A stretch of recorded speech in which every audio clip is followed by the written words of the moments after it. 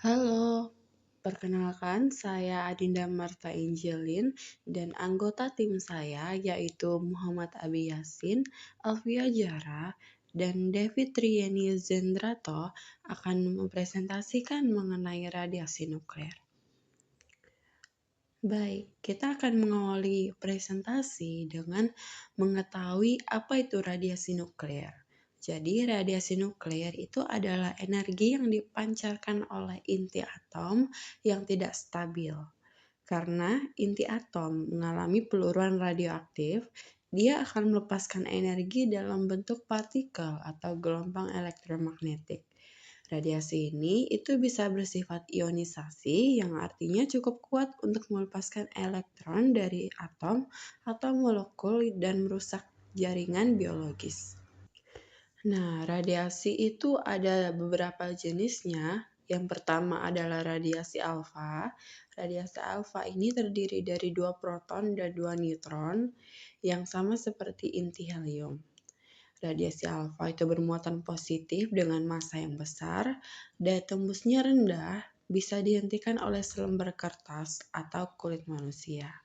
Radiasi alfa ini tetap berbahaya jika terhirup atau tertelan karena bisa merusak organ dalam. Yang kedua ada radiasi beta, terdiri dari elektron B- atau positron B+.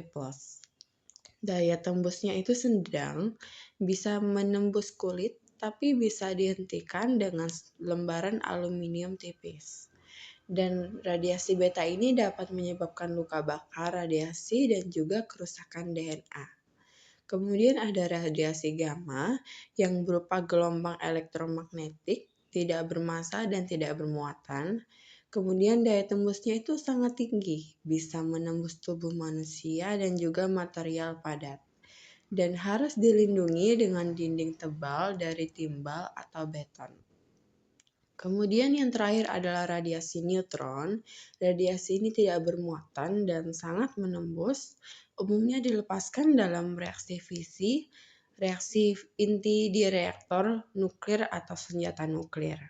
Dan juga radiasi ini sulit untuk dilindungi, tapi bisa direndam dengan material kayak hidrogen seperti air atau parafin. Kemudian yang ketiga kita masuk ke sumber radiasi nuklir. Yang pertama itu adalah sumber radiasi alami dan juga sumber buatan.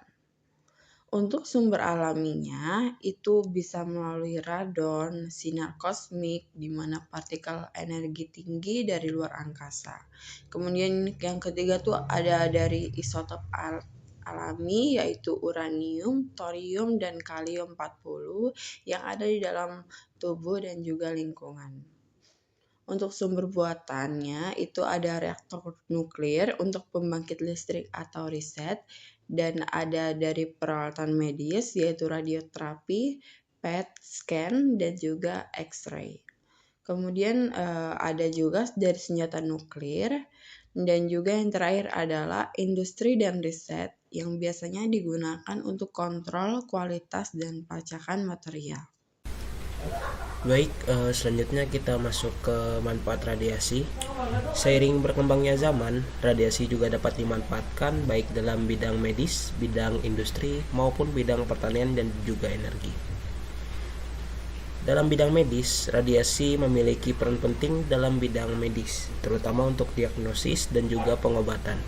Dalam diagnostik, teknologi seperti sinar X dan PET scan memanfaatkan radiasi untuk menghasilkan gambaran internal tubuh yang membantu dokter mendeteksi penyakit secara akurat seperti tumor, patah tulang, ataupun gangguan pada organ.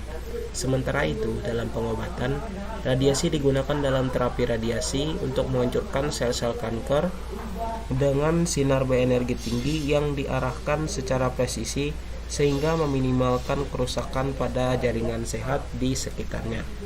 Pemanfaatan radiasi ini telah menjadi salah satu pilar utama dalam pengelolaan berbagai penyakit serius secara efektif dan juga aman. Pada bidang industri, radiasi memiliki berbagai manfaat yang mendukung efisiensi dan kualitas produksi. Salah satu penggunaannya adalah dalam pemeriksaan non-destruktif atau NDT di mana radiasi digunakan untuk mendeteksi cacat atau keretakan pada logam dan bahan tanpa merusaknya, sehingga penting untuk keselamatan konstruksi dan peralatan. Selain itu, radiasi digunakan untuk mengukur ketebalan, densitas, dan juga kadar dari material dalam proses produksi secara akurat dan juga otomatis. Dalam industri makanan, radiasi juga dimanfaatkan untuk sterilisasi dan pengawetan dengan membunuh bakteri dan juga mikroorganisme tanpa mengubah kualitas dari makanan tersebut. Pemanfaatan radiasi ini juga membantu meningkatkan keamanan, mutu, dan juga efisiensi dalam berbagai sektor industri lainnya. Dalam bidang pertanian dan juga energi, radiasi bermanfaat untuk meningkatkan produktivitas dan ketahanan tanaman melalui teknik pemulihan mutasi, yaitu dengan memaparkan benih pada radiasi untuk menghasilkan varietas unggul yang lebih tahan hama, penyakit, ataupun kondisi iklim ekstrim. Selain itu, radiasi juga digunakan untuk mengawetkan hasil pertanian dan membasmi hama pasca panen, mengawetkan hasil pertanian tanpa menggunakan bahan kimia. Sementara dalam bidang energi, radiasi dimanfaatkan dalam pembangkit listrik tenaga nuklir, di mana reaksi fisi atom menghasilkan energi panas yang dikonversi menjadi listrik.